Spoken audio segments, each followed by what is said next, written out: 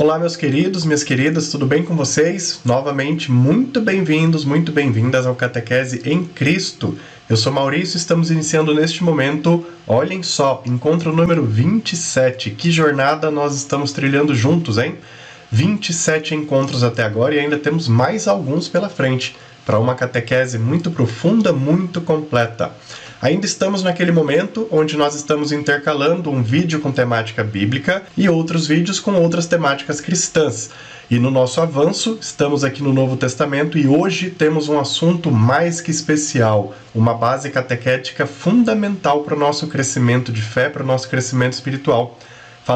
Iniciaremos, claro, os livros sapienciais e no encontro de hoje, as 13 cartas paulinas, tão especiais, tão profundas, que servem de base para a nossa rotina como igreja. Para quem não sabe, parte da nossa rotina como comunidade, como união em Cristo, nos foi apresentada e ensinada nessas cartas que veremos hoje. Já adianto para vocês que a quantidade de livros paulinos, que são 13, é bastante extensa. Então talvez este vídeo, ele fique um pouco mais extenso também, mas é necessário que a gente faça em uma única oportunidade, para que a gente não corte o assunto pela metade, combinado? Então se ficar muito longo e vocês aí do outro lado acharem melhor acompanhar, assistir em 2 momentos, não tem problema. Apesar de que, como eu já recomendei outras vezes, o legal é sempre ter o encontro feito de uma vez só, assistido do começo ao fim, para que você tenha todas as informações ali quentinhas na sua mente e no seu coração. Vamos lá?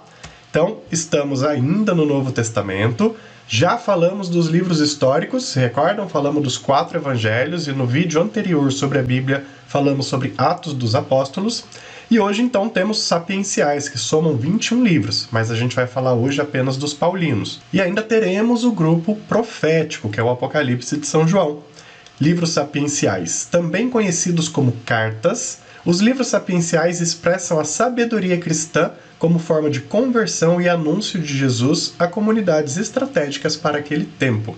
Então, vamos compreender que esses livros sapienciais são diversas cartas que foram escritas não só por Paulo, mas também por outros apóstolos, por outras pessoas, e tinham como objetivo ir disseminando a evangelização através da escrita. Como naquele tempo eles não tinham WhatsApp, Instagram, e-mail, nada disso, o que eles tinham era caminhadas e cartas. Então era dessa forma que a palavra se espalhava. E é por isso que nós estamos hoje aqui, porque essas cartas foram maravilhosamente e divinamente espalhadas por todo mundo daquela época, fazendo com que as pessoas se reunissem em comunidade, fundassem e formassem as igrejas, até chegar na igreja que você frequenta hoje. Caso até você esteja na sua igreja aí, na comunidade, tudo isso é consequência de cartas que se espalharam para fundar as primeiras comunidades. Que legal, né? Ou seja, nós somos continuação dessa história. A sua comunidade, a sua paróquia é uma continuação dessas várias igrejas que foram nascendo naquele tempo. E as cartas sapienciais, ou os livros sapienciais, são divididos em 3 grupos.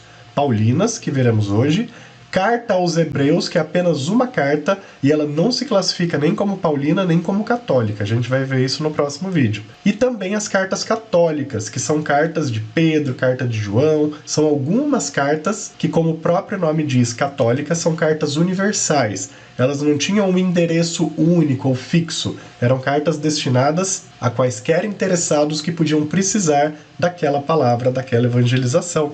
Ok? Então, livros sapienciais, divididos em 3 subgrupos. Vamos falar dos paulinos. São 13 cartas escritas por Paulo, ou por alguém que deu assistência a ele em algum momento que ele não pôde, mas são palavras com autoria de Paulo. Um ex-judeu convertido ao cristianismo, já sabemos um pouco da história de Paulo, após viver experiências com Jesus. Profundo, bem preparado religiosamente, era cidadão romano, dedicando-se à conversão e evangelização dos pagãos através de viagens missionárias e epístolas de anunciação. Para quem não sabe, epístolas são cartas. E a história desse santo homem é maravilhosa, vocês já conhecem, a gente já falou dela, só vou reforçar. Paulo era um perseguidor de cristãos. Ele estava do lado do Império Romano, querendo abafar de todas as formas a crença em Jesus Cristo.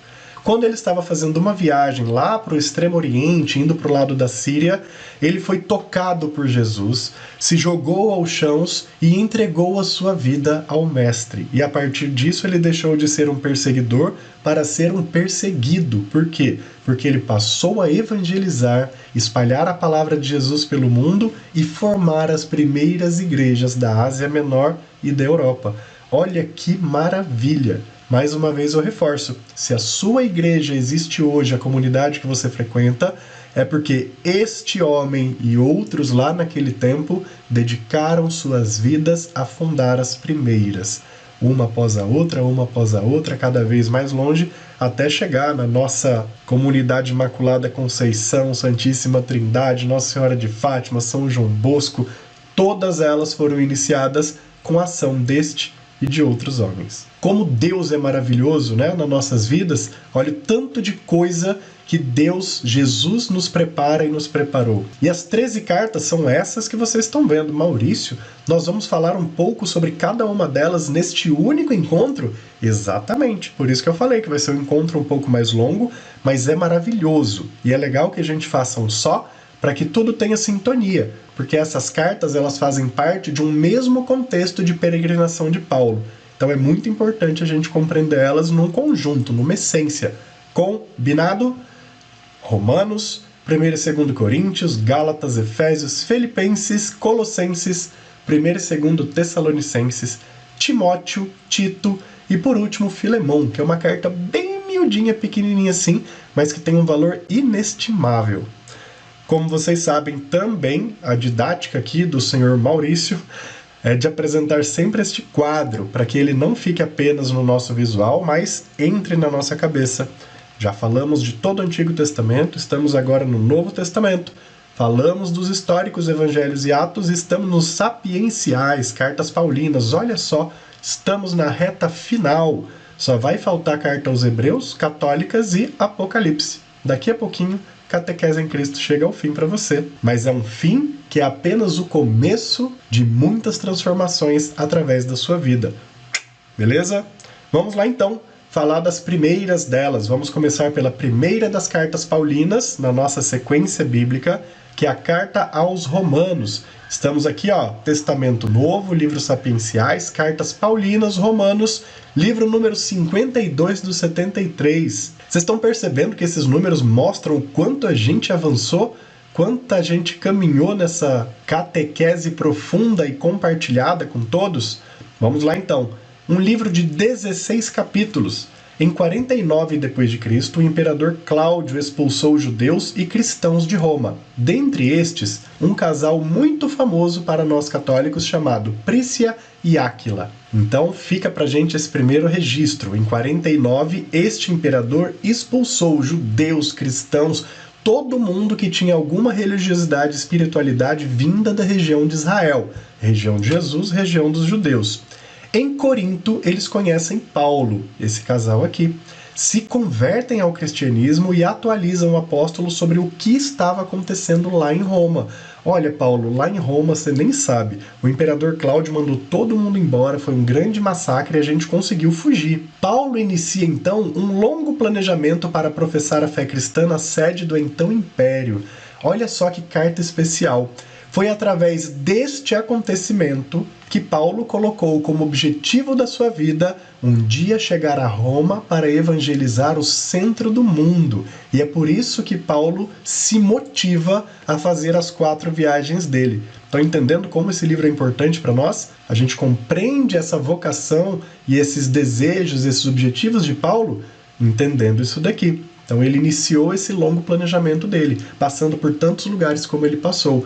O grande objetivo qual que era? Criar força, criar ainda mais fé para um dia colocar a semente da palavra lá no centro do mundo, que era Roma. A carta foi escrita para preparar os romanos, simpatizantes do cristianismo, sobre uma futura visita que ele faria, que ele acabou fazendo e nunca mais voltou.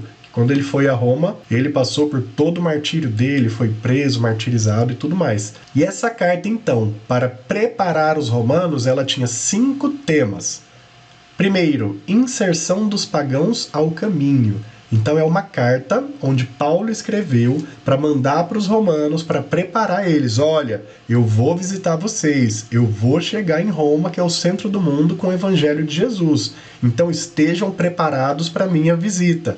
Só que isso só foi acontecer muitos anos depois, né, como a gente sabe. E aí ele traz esses 5 temas que é para dar uma chacoalhada nas pessoas, para preparar a mente e o coração delas para o que iria acontecer lá em Roma. Inserção dos pagãos ao caminho. Olha, a fé em Jesus Cristo permite que pecadores sejam salvos. Olha só que coisa maravilhosa. Esse é o primeiro tema da carta de São Paulo. Por isso que eu comentava que grande parte da nossa rotina comunitária de igreja hoje foi formada por essas cartas. Uma delas é essa: aceitar os pecadores dentro da messe da Assembleia, dentro da messe da igreja. Segundo, gratuidade da salvação pela fé. Não precisa mais, romanos, judeus, não precisa mais pagar muito dinheiro, não precisa mais dar ofertas. Não é pelo carneiro que você leva para o sacrifício. Não é por isso que a salvação chega. A salvação em Jesus chega de forma gratuita, pelo amor e pelo coração. Segundo ponto da carta de Paulo. Terceiro, anistia aos que aceitam Jesus. O que isso significa? Na carta, Paulo diz: aquele que aceitar Jesus, não importa o que fez antes, roubou, foi adúltero, matou, fez qualquer tipo de pecado, ao aceitar Jesus para a sua vida e transformar a sua vida, você está no caminho de Deus. Esse é o terceiro ponto da carta. Maravilhosa, né? Quarto ponto, a ação do Espírito Santo nos anistiados. Você que passou por uma vida de pecado e se converteu a Jesus, tem o Espírito Santo dentro do seu coração também, como qualquer outra pessoa que aceite o Mestre. Quinto e último tema, somente a fé em Jesus salva. Por quê? Em Roma, em especial, eles tinham múltiplas formas de crer nas coisas. Uns acreditavam nos astros, outros no cosmos, outro nisso, outro naquilo, alguns em materiais de ouro e tudo mais. E Paulo deixa claro, apenas Jesus traz salvação. Como vocês podem perceber, uma primeira carta recheada de profundidade e de muita didática catequética para nós, né? Essa é a carta de Romanos. Espero que vocês tenham gostado. Vamos avançar agora para a primeira carta de São Paulo a Coríntios. Também tem 16 capítulos e vamos entender o que era Corinto. Cidade grande, rodeada de ganância e imoralidade. Paulo funda ali uma comunidade. Então Corinto era uma cidade grega, muito grande para aquela época, onde tinha pessoa de todos os lugares do mundo. Como era uma cidade que fazia parte entre o cruzamento de quem vinha da Ásia para quem ia para a Europa, então você tinha ali gente de todo tipo, fazendo todo tipo de perversão também. E é lá no centro desse lugar, cheio de coisas erradas e imorais, que Paulo funda uma comunidade de Jesus. Que maravilha, né? Que coragem desse homem. E ele apresenta nessa carta 6 pontos principais. E olha que legal, Paulo era uma pessoa tão inteligente, tão didática, que em muitas das suas cartas, para facilitar a compreensão das informações, ele dividia tudo por temas, mais ou menos como eu faço aqui. Só que, claro, era Paulo, né? Não era esse reles ser humaninho que está aqui na frente de vocês, apenas apresentando o que esse homem maravilhoso fez. Mas ele era muito didático, então muitas das suas cartas elas são divididas em tópicos, em pontos muito específicos para facilitar a nossa catequese. E neste caso, 1 Coríntios tem 6 pontos principais. Vamos falar de um por um. Primeiro, resgatar a unidade da comunidade. O único líder é Cristo. Como era um lugar totalmente rodeado de ganância, onde todo mundo queria poder, tinha práticas erradas no seu dia a dia familiar, com imoralidades, com tudo, Paulo já toca num primeiro ponto para esta comunidade que foi fundada ali. O único e verdadeiro líder de todos nós é Jesus. Todos estamos abaixo dele. Somos apenas servidores da sua messe trabalhando pelo reino. Mas o único líder é Jesus. Ou seja, tirem da vista de vocês qualquer ganância, qualquer vontade de poder, qualquer metideza que possa subir à sua cabeça ou ao seu coração. Jesus é o líder. Nós somos os trabalhadores dessa messe para auxiliar as almas a chegarem até o céu.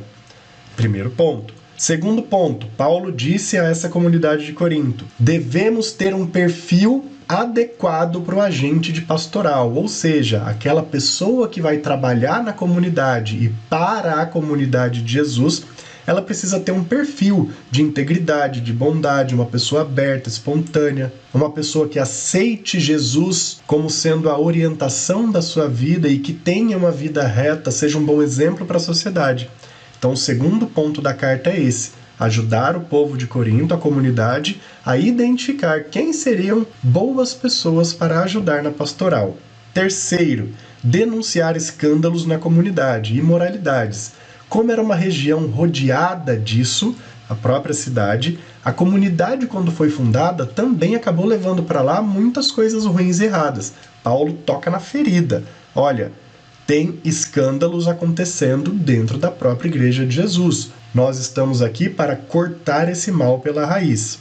Quarto ponto, orientação a diversas perguntas dos coríntios. Então, quando vocês forem se aprofundar na leitura da carta, vocês vão ver que o povo manifestava muitas perguntas a Paulo. Paulo, mas a comunidade foi fundada, nós cremos em Jesus, mas a gente tem um monte de dúvida, né? Como é que foi isso? Como é que foi aquilo? Então Paulo, numa parte da carta, ele tira um momento só para responder as perguntas que ele tinha recebido. Lá na Bíblia em resumo, vocês estão vendo o link aí do lado, a gente tem toda a apresentação com detalhes dessa carta e de todas as outras obras que estão presentes na Bíblia. Então, se você quiser aprofundar a Bíblia ainda mais, reforço o convite, a bibliaemresumo.org. Quinto ponto, normas para um autêntico culto litúrgico. Ou seja, Paulo dá regras e orientações, dicas de como ter um culto litúrgico à altura de nosso Senhor Jesus Cristo. Tudo isso é apresentado nessa carta. Por isso que eu comentava, as cartas de Paulo são base para o que a gente faz até hoje. Sexto e último ponto, dizer, esclarecer e estampar abertamente: a ressurreição foi real. Por que Paulo precisou fazer isso muitas vezes? Tocar nesse ponto? Porque as pessoas, como não tinham vivido o tempo de Jesus, ou estavam em comunidades que eram longe da Galileia, de Jerusalém, ou seja, não conviveram com o ministério de Jesus acontecendo, elas tinham muitas dúvidas, achavam que poderia ser apenas uma imagem simbólica, ensinamentos figurativos, e Paulo em muitos momentos vai dizendo: não, a Eucaristia é real, a ressurreição aconteceu de verdade, ele é um homem de carne e osso que foi morto e viveu novamente com a carne e osso. Então ele tinha que deixar isso tudo muito claro. E a carta aos Coríntios, a primeira, apresentou todos esses pontos. Gostaram? Vocês estão percebendo que a gente faz uma abordagem aqui resumida de cada livro, mas ao mesmo tempo que é resumida, é recheada de conteúdos. A gente vai direto no foco do que o autor tinha para passar para a sua comunidade. Então falamos de Romanos e 1 Coríntios. Se falamos de 1 Coríntios, vamos para 2 Coríntios. Está aqui Paulo novamente. Pelo menos uma imagem que nós temos, um registro ilustrativo belíssimo, se eu não me engano, esse do século XVI também. Livros sapienciais, 2 Coríntios, obra número 54 da 73. 2 Coríntios são 13 capítulos. Ele não apresenta uma estrutura ordenada, tá bom? Essa carta aqui, ela não é uma sequência de 1 Coríntios. Nós estamos falando aqui de uma outra obra. E por que ela recebe o nome de Coríntios? Porque ela também foi destinada àquela região. Olha aqui, ó. Mesmo não apresentando uma estrutura ordenada, ela reúne vários documentos escritos por Paulo a Corinto, em momentos distintos. Então, 2 Coríntios não é uma carta em sequência, ela não é uma continuação, e ela reúne diversos fatos distintos, diferentes, até de tempos diferentes. Claro que eu vou trazer os 4 para que a gente entenda quais eles são. Então, são 4 materiais identificados nessa carta. Primeiro, um fragmento de uma carta possivelmente escrita antes de 1 Coríntios. Então, essa carta ela reuniu esse fragmento. São algumas palavras, alguns ensinamentos, uma evangelização muito bonita que Paulo faz. Não se sabe exatamente onde ou em que data específica ele escreveu, só se sabe que possivelmente foi antes de 1 Coríntios. Por quê? Porque o conteúdo desse fragmento, ele indica que aquelas coisas de 1 Coríntios não tinham sido escritas ainda, né? Ele trata de assuntos ainda anteriores àquilo. Então esse é o primeiro material identificado na carta. O segundo é a escrita de uma carta muito severa, como um diário de sua vida apostólica. É Paulo dizendo a Coríntio o que ele faz da sua vida apostólica, a dificuldade que ele passa, os desafios que Jesus coloca em sua frente e que ainda assim ele faz por amor. Então esse é o segundo material que Paulo traz em 2 Coríntios. Então, o terceiro material identificado em 2 Coríntios é uma outra carta de Paulo falando, olha, tá desgastado, né? Eu tô aqui tentando fazer a comunidade sobreviver, viver, ficar iluminada pelo amor de Jesus, mas eu só recebo teimosias, dificuldades, então tá desgastando a relação. Vamos dar um jeito nessa relação. Minha, Paulo, com Corinto, por favor. Então esse é o terceiro material apresentado na carta. O quarto e último material é um bilhete versando sobre a prática das coletas nas igrejas. Muito possivelmente esse devia ser um tema de dúvidas, de dificuldades por parte da comunidade. Então Paulo ele faz orientações sobre como a coleta deve acontecer, como que essas doações devem ser armazenadas, guardadas, utilizadas no dia a dia da comunidade. Então, como vocês percebem, nós temos aqui 2 Coríntios, que não é uma continuação de 1 Coríntios, e que soma 4 materiais diferentes, todos endereçados ou relacionados a Corinto.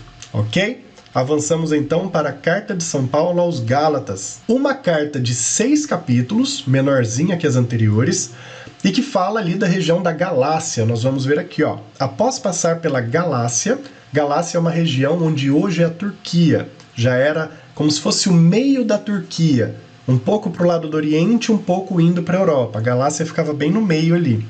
Paulo incomodou os tradicionalistas, que passaram a denegri-lo por ele não ser um dos 12 apóstolos. Olha só o que Paulo passava.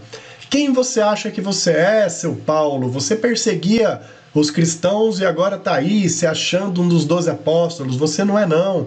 E Paulo teve que lidar com isso, ele teve que saber conviver com essas objeções, com essas diferenças, para que ele pusesse a evangelização de Jesus em primeiro lugar, e é o que ele faz. Estando em Éfeso, ele escreve essa carta com 2 objetivos, né? Então ele estava em Éfeso, mas ele escreveu a carta para os Gálatas, para a Galácia. Primeiro dos objetivos, defender o apostolado e a doutrina cristã, que em muito se distingue da lei mosaica, ou seja, a lei de Moisés, a lei que os judeus seguiam, ou outras legislações. Então ele estava defendendo o apostolado e a doutrina cristã. Olha, não é porque eu não sou um dos 12 que Jesus não me escolhe, não me escolheu e não pode escolher cada um de vocês. A doutrina cristã, ela veio para dar continuidade a tudo que o judaísmo preparou. Essa era a missão e a orientação de Paulo. Esse era o primeiro objetivo da carta aos Gálatas. O segundo objetivo, manifestar a liberdade e universalidade cristã. Por que Paulo precisou tocar nesse ponto muitas vezes? Porque especialmente os judeus, eles não conseguiam conceber que eles teriam uma vida sem seguir aquele mundo de regras e de leis que eles tinham. Como assim? A regra de Jesus é apenas amar o próximo como a ti mesmo e a Deus sobre todas as coisas? E as outras 600, 700 regras que nós temos, o que a gente faz com elas? Então Paulo, na carta aos Gálatas, ele deixa muito claro que há liberdade e universalidade para a fé cristã. Todos são bem-vindos. Pecadores, pagãos, pessoas de outras religiões podem conhecer Jesus Cristo e se converter para seguir a fé e a doutrina de Jesus. Todos podem. E ele fala isso em 2 pontos principais. A libertação dos códigos de conduta judaicos, como eu comentava, aquele emaranhado de regras e leis que os judeus tinham e ainda têm até hoje. E a libertação para o livre-arbítrio, ou seja, a pessoa ela tem a liberdade do que ela quer crer, ela tem a liberdade de como ela vai agir na sua vida, ela não precisa de alguém mandando e desmandando, você faz isso, você faz aquilo. O livre-arbítrio, segundo as orientações de Paulo, é a capacidade que uma pessoa tem de estabelecer os próprios limites dentro de uma doutrina, que é a doutrina de Jesus. Então Jesus Cristo dá para nós uma proposta de vida. E dentro dessa proposta de vida, nós podemos ter a liberdade de ser como quisermos. Claro, não transgredindo as orientações que nos levam a ser pessoas ruins para o mundo, para nós mesmos e para o reino de Deus. Então, esse é o livre-arbítrio. Nós somos livres dentro de uma consciência dos ensinamentos de Jesus. Que maravilhoso, né? Carta aos Gálatas é uma carta muito profunda, muito iluminada, que eu recomendo que vocês façam a leitura dela na íntegra. Se pegarem uma noite para fazer a leitura antes de você dormir, são apenas 6 capítulos, dá algumas pagininhas da Bíblia, você consegue no máximo em 1 hora, 40 minutos, fazer uma leitura maravilhosa dessa carta. Tenho certeza que vocês vão gostar e se aprofundar e compreender ainda mais informações do que eu estou trazendo aqui no Catequese em Cristo. Então falamos de Romanos e 1 Coríntios, agora de 2 Coríntios e Gálatas, e vamos avançar para Efésios, também uma carta muito bonita. Aqui nós temos uma ilustração bem conhecida, bem famosa, que mostra construções éfesas daquele tempo. Então, Novo Testamento, Sapiencial, livro número 56. Outra carta com 6 capítulos. Pelo teor, supõe-se que não foi destinada a uma comunidade específica, tratando-se de uma circular para toda a região, mas ela foi escrita por Paulo, por isso que ela é considerada carta paulina, senão ela estaria lá nas cartas católicas, entendemos? Cartas católicas sem um endereço específico, destinadas à universalidade cristã. Por mais que eles citam alguns nomes, vocês vão ver lá nas cartas católicas, né? Mas neste caso, mesmo ela não tendo um destino específico, ela foi escrita por Paulo. Por isso que é parte de uma das 13 paulinas. É uma verdadeira reflexão teológica que valoriza Jesus Cristo no céu, mesmo enfatizando que ele se faz vivo e presente como igreja através do Espírito Santo. Então a carta aos Efésios, que muito provavelmente ela foi escrita quando ele estava em Éfeso, mas Paulo não destinou ela para alguém específico, ela reflete sobre o fato de Jesus ter regressado aos céus, mas estar conosco na comunidade pelo seu Espírito Santo, que é um entendimento que nós temos até hoje, que faz parte da nossa vida, ou não, ele vem de Paulo. Por mais que Jesus tenha voltado para sua morada celeste, ele nos ordenou, nos orientou, evangelizem, professem a fé, reúnam as pessoas como igreja do Senhor. Paulo está fazendo isso e dizendo que Jesus está vivo em cada uma dessas igrejas. Paulo descreve ainda seu entendimento da igreja como sendo a esposa, o corpo e o edifício de Jesus. Então, se hoje nós temos nossas comunidades, nossas paróquias, nossas igrejas, nossas dioceses, é porque Paulo, naquele tempo, deu a vida para que isso fosse construído. Que maravilha, né? Eu realmente fico muito empolgado e até emocionado de falar coisas assim, porque quantas coisas maravilhosas, extraordinárias não aconteceram em função da disposição deste homem, que trabalhando por Jesus e para Jesus, fez a igreja chegar nas nossas vidas até o dia de hoje. Você frequenta sua comunidade, sua igreja, não frequenta? Eu também. Tudo porque um dia Paulo arregaçou as mangas e fez o que Jesus lhe pediu. Carta aos Filipenses, livro número 57. Estamos avançando em passos largos. Uma carta de 4 capítulos, como vocês estão vendo. Aqui são ruínas lá de Filipo, né, a cidade de onde vem a origem do livro. Primeira comunidade formada na região europeia, por volta de 50 d.C. As outras comunidades que Paulo tinha formado ainda eram na região da Ásia. Filipo já era na região grega, mas europeia, mantendo sempre uma ligação muito próxima com Paulo. Então é a primeira comunidade formada na Europa, e eles tinham uma relação muito bonita com o apóstolo Paulo. Apresenta 5 pontos principais. Está aqui Paulo com a sua didática maravilhosa, facilitando a nossa vida, né? A minha aqui e a sua aí que está recebendo essas informações. Então vamos ver os 5 pontos de Paulo na carta aos Filipenses. Primeiro, um agradecimento a Filipo pelo auxílio que ele recebeu. Auxílio provavelmente financeiro, de suprimentos, de materiais. Então Paulo começa a carta fazendo um agradecimento. Olha, muito obrigado por vocês terem me ajudado, pelas doações, a Messe agradece. Agora Paulo pode continuar seu projeto. Esse era o primeiro ponto. Segundo, anunciar aos filipenses a visita de Timóteo e o envio de Epafrodito. 2 nomes que são muito importantes na nossa vida cristã. Especialmente Timóteo, nós teremos carta destinada apenas a ele. E vocês vão ver que é maravilhosa. Timóteo foi um grande homem de Deus que auxiliou Paulo por toda essa região. E Paulo tinha ele como um homem de inteira confiança, não só dele, mas confiança também do próprio Jesus Cristo. E Paulo sempre enviava Timóteo quando ele não podia estar presente em algum lugar. Então, na carta aos Filipenses, ele agradece o auxílio, anuncia a visita de Timóteo e Epafrodito, e em terceiro ponto, ele adverte sobre os riscos da competição e egoísmo.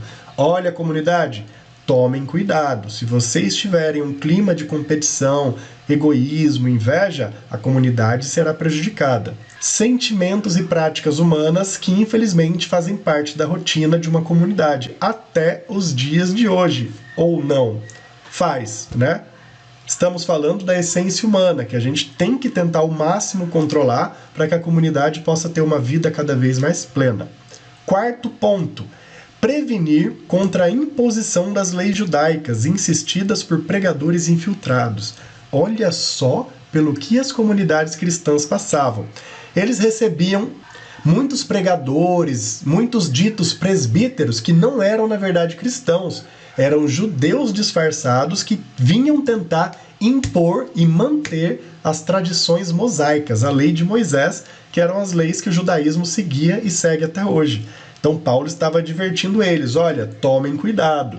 Existem pregadores aí que estão apenas tentando fazer vocês voltarem para a antiga lei e não para Jesus. E o quinto e último ponto reforça que a base do evangelho está na cruz de Cristo. Paulo é muito maravilhoso em trazer Jesus para o centro de tudo sempre.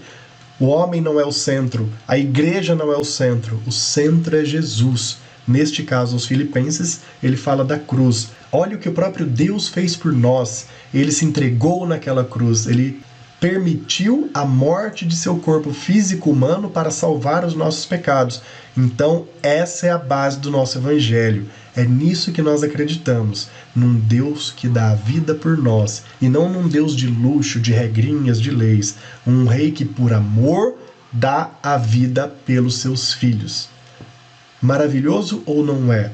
Carta aos Filipenses, nosso querido apóstolo Paulo, São Paulo, dando mais uma mensagem linda. Avançamos para mais duas cartas paulinas. Colossenses, número 58, uma carta relativamente pequena, ela tem apenas 4 capítulos, e ela fala que Epáfras, que é um discípulo de Paulo, como vocês percebem, Paulo ele foi deixando vários discípulos, vários assistentes, Tito, Timóteo, o próprio Epáfras, e tantos outros que vocês já devem ter ouvido e que nós vamos comentando sobre eles aqui.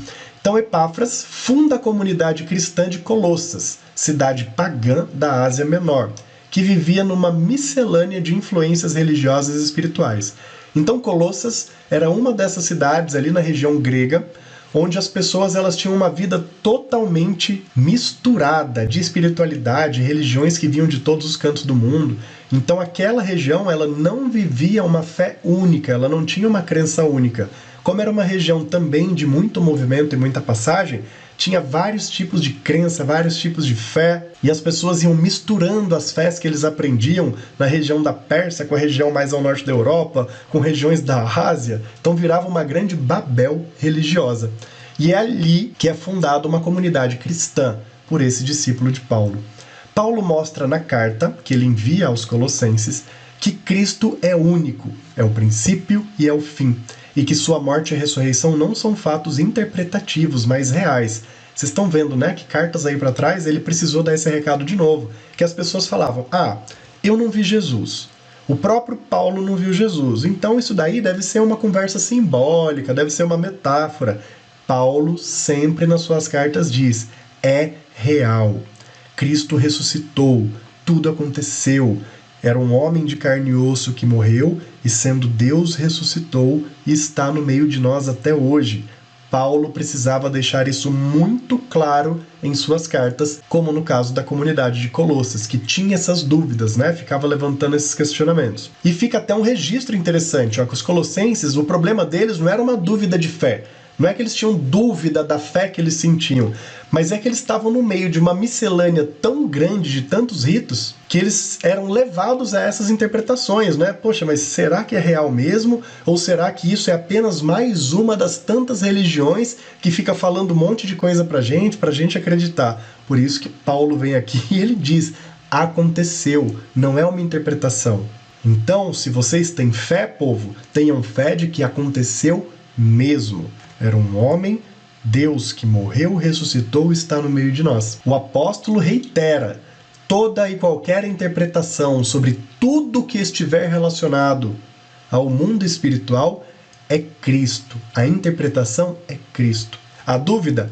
Cristo é a resposta. Há alguma necessidade? Cristo é quem supre. Há alguma orientação? Sim, seguir Jesus. Vocês estão entendendo a profundidade? Estão entendendo como Paulo foi e é um homem importante para todos nós? Um santo com S mais do que maiúsculo. Nos ajudou a chegar até aqui, nos dias de hoje, porque fez tudo isso há 2000 anos atrás.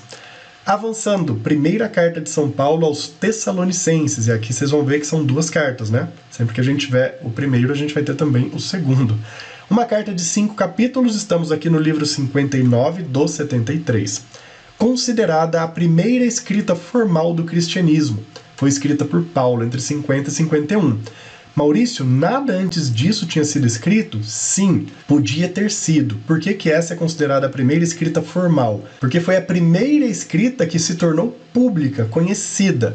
Podia ter escritas anteriores, mas que vieram ao conhecimento só depois. Essa é a primeira formal e publicada. E vamos entender do que essa carta aos Tessalonicenses fala. Após fundar a comunidade em Tessalônica, Paulo foi expulso por poderosos lá daquela cidade, mas ao receber notícias de que o grupo prosperou, escreve uma carta para manifestar graças. Olha só que história bonita que ele viveu aqui. Uma cidade de gente rica, poderosa, chamada Tessalônica. E em Tessalônica ele foi lá e funda a comunidade, mas o pessoal vê que não só Paulo, mas o cristianismo como um todo era uma grande ameaça para o poder deles. Iria influenciar as pessoas, trazer essa história de amor e benevolência para o coração delas, então os poderosos se incomodaram com isso e mandaram Paulo embora. E ele fica sabendo que a comunidade deu certo, que as pessoas estão seguindo. Ele escreve a carta para dar ação de graças a tudo isso. No primeiro ponto, ele acalma os corações de um povo que temia não haver salvação para seus entes já falecidos. Então essa comunidade manifestava, poxa, nós acreditamos em Jesus, graças a Deus que Paulo fundou essa comunidade, porque assim nós podemos conhecer a salvação. Mas que pena que os nossos antepassados, eles não conheceram o amor de Jesus Cristo. Ai, meu Deus, o que vai acontecer com os nossos antepassados? Será que eles então estão queimando no fogo do inferno? E Paulo na carta diz que não, acalmem seus corações, Cristo sempre existiu. O amor de Jesus é eterno, é o princípio e o fim. Ele apenas veio como ser humano neste período, mas desde antes e também depois, a salvação sempre existiu para aqueles que praticam bem, e isso acalmou de fato o coração daquela comunidade.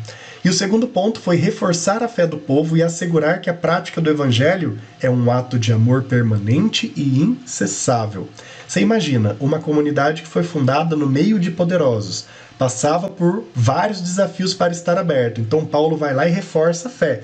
Não desanimem, o trabalho é contínuo. O trabalho só começou e dura pela eternidade, pois Jesus está vivo para sempre no coração do mundo e no coração das pessoas. Esse foi o grande e maravilhoso recado de Paulo para Tessalônica, na primeira carta. Que se tem a primeira, tem também a segunda. E vamos falar dela, uma menor ainda, apenas 3 capítulos.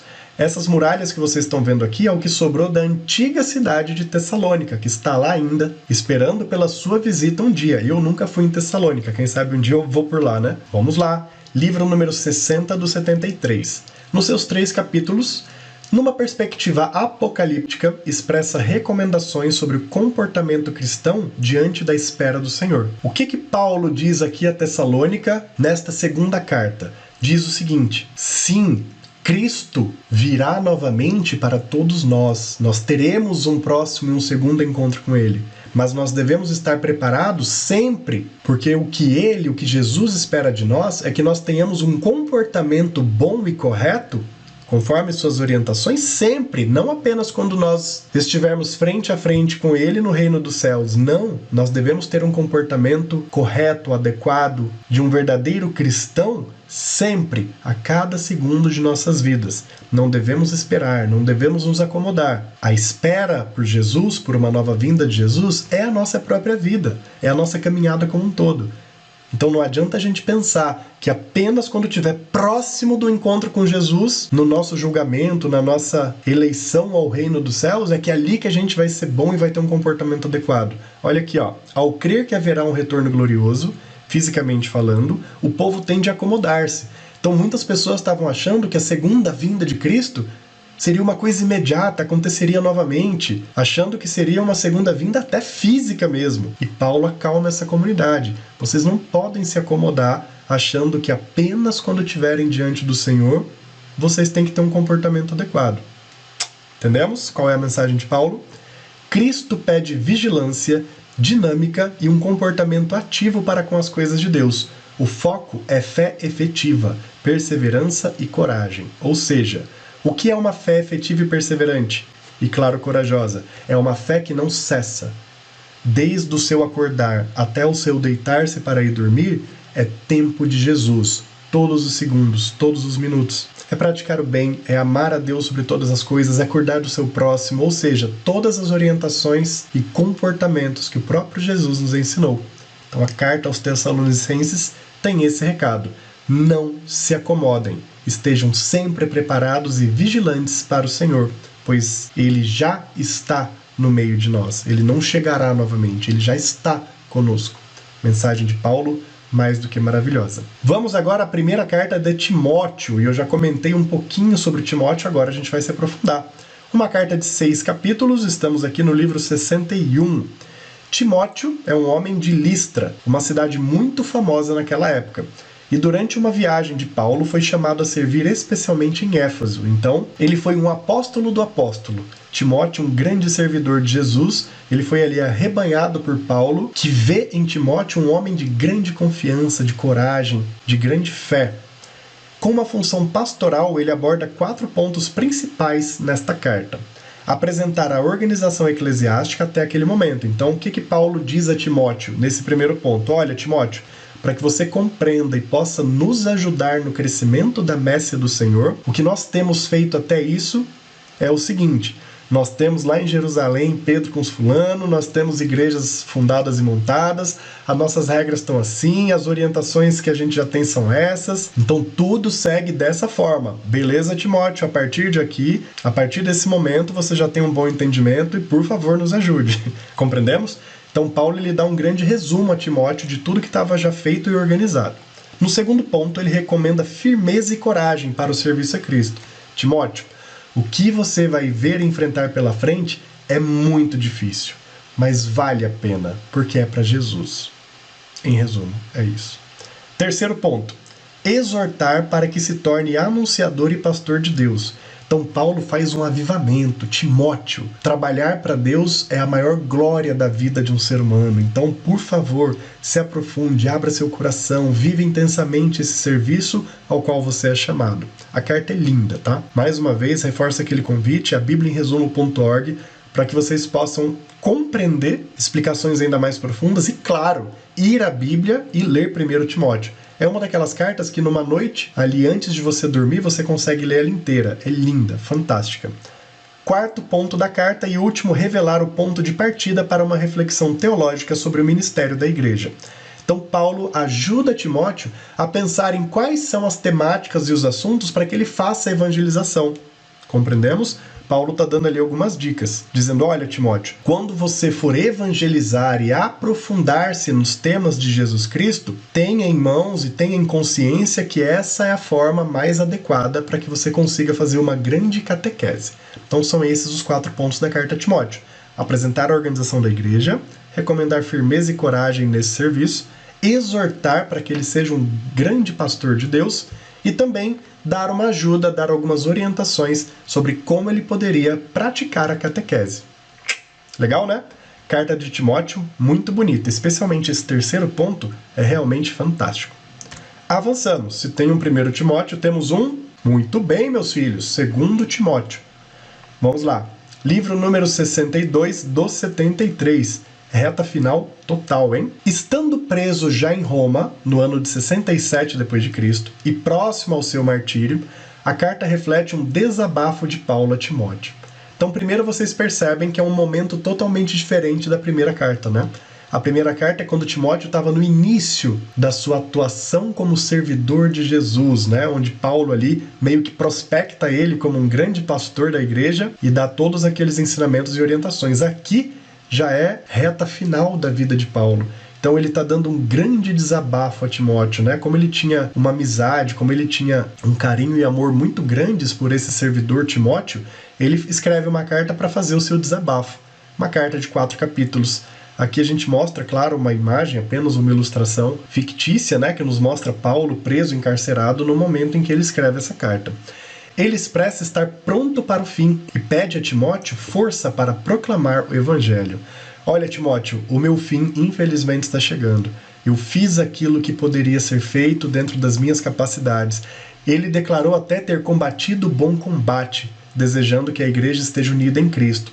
Mas agora é você, Timóteo, por favor, leve a evangelização até os últimos dias e momentos da sua vida.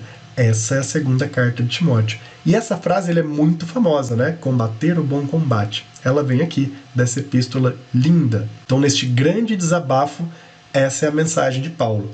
Para mim está chegando ao fim. Força, guerreiro! Continue no amor e na fé em Jesus. Nós ainda temos muito por fazer. Alguém tem dúvida de que eles não conseguiram fazer? Ou tem a certeza de que eles conseguiram a proeza de servir a Jesus Cristo de uma forma maravilhosa?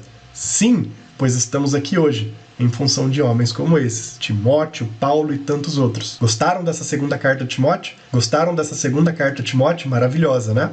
Estamos aqui numa reta final, só tem mais 2 livros. Vocês viram como passa até rápido, né? Livro número 63 do 73, também uma epístola piquitita. Nossa, piquitita, carta Tito. Gostaram, hein? Nossa, que besta isso, né? Mas vamos lá, estamos aqui com uma carta de 3 capítulos, escrita entre 64 e 65. Paulo se dirige a Tito, que era um delegado em Creta, uma ilha grega no meio do Mediterrâneo. Então lá, este homem chamado Tito, um santo homem de Deus, ele tinha sido indicado a ser o organizador, o presbítero ali daquela região, daquela igreja fundada na ilha. E na carta, Paulo objetiva resgatar os princípios cristãos diante da interferência de regras judaicas e também de práticas pagãs. Vocês percebem, novamente eu reforço, como Paulo teve trabalho com isso, né? Com essa influência judaica das pessoas que criavam uma resistência.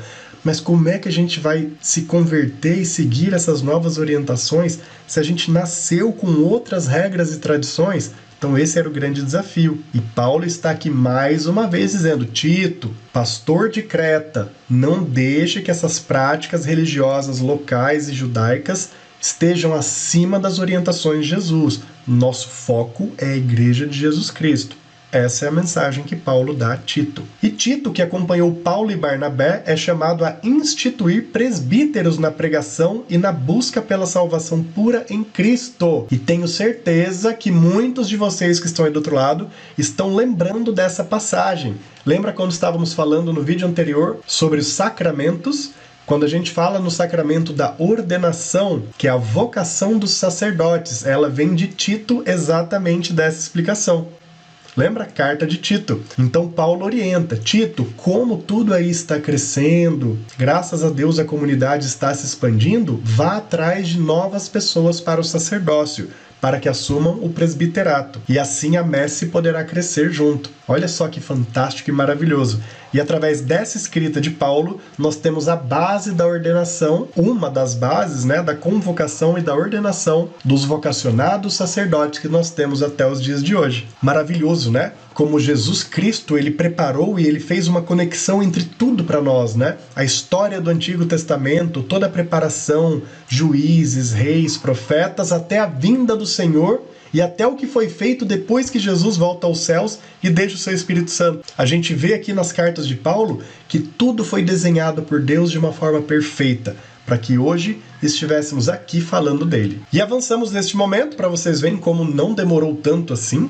Estamos na última carta paulina, uma carta bem pequenininha, como eu já tinha comentado antes, carta a Filemon, um capítulo. Se sua Bíblia for grande, ela nem ocupa mais do que uma página, tá bom? É uma carta bem pequenininha e é uma história muito específica. Carta número 64 de 73. Destinada a Filemon, que é um líder religioso lá de Colossas. Lembra a carta aos Colossenses? Filemon era um líder religioso lá de Colossas. Paulo pede misericórdia em favor de um homem chamado Onésimo. Quem era Onésimo? Era um escravo fugitivo que se converteu ao cristianismo e ficou amigo de Paulo na prisão. Olha só que interessante. Você tinha noção aí do outro lado que a carta a Filemão falava disso? Às vezes não, né? Já pode até ter ouvido falar sobre a carta de São Paulo a Filemão, mas não sabia que era sobre isso. Pois é. Paulo tinha convertido um escravo que estava preso com ele, Onésimo. E esse escravo, ele estava anteriormente sob o poder de Filemão, que era o líder religioso lá, era o presbítero lá em Colossas. Ele escreve que seria sinal de exemplo para uma nova forma de relação entre patrões e escravos se Filemão pudesse ser misericordioso com Onésimo. Então é isso que ele pede. Olha, por favor, dê um sinal de misericórdia. Mostre com suas práticas, através desse exemplo vivo que estamos vivendo, que o coração pode sim seguir aquilo que Jesus nos pede. Então é isso que Paulo pede. Filemão, por favor, tenha misericórdia de Onésimo. Seu escravo que fugiu está preso aqui comigo. Ele se converteu, é um ser humano como todos nós. Sem a intenção de agredir o estatuto da escravidão, que naquele tempo era normal, Paulo ressalta que somos livres em Cristo, ensinando bondade e igualdade para todos. Então, como naquele tempo a escravatura era algo comum, era de fato uma prática que fazia parte da rotina do dia a dia das pessoas, Paulo não quer interferir nisso, ele não quer dizer, olha, eu não estou aqui quebrando as regras e a lei civil sobre a escravidão, eu estou apenas pedindo misericórdia a Onésimo. E com esta carta, com esta mensagem, nós encerramos as 13 cartas paulinas. O que vocês acharam? Muito poder da palavra, não? São Paulo, de fato, um homem espetacular, um santo da igreja, e no meu entender, se a gente junta as escritas de São Paulo e os pensamentos de Santo Agostinho e São Tomás de Aquino, nós estamos diante dos 3 grandes mentores espirituais da nossa fé. Os 3 homens santos que conseguiram organizar a nossa crença de uma forma extraordinária para que nós estivéssemos aqui até hoje. Espero que vocês tenham gostado muito desse encontro. Para mim foi um encontro muito especial, pois eu tenho uma admiração profunda por Paulo e pelas cartas. E é isso, nós seguimos a nossa messe e a nossa caminhada no Catequese em Cristo. Desejo que a paz do nosso Senhor Jesus Cristo e o amor de Maria estejam sempre no seu coração e de toda a sua família. Tchau, tchau!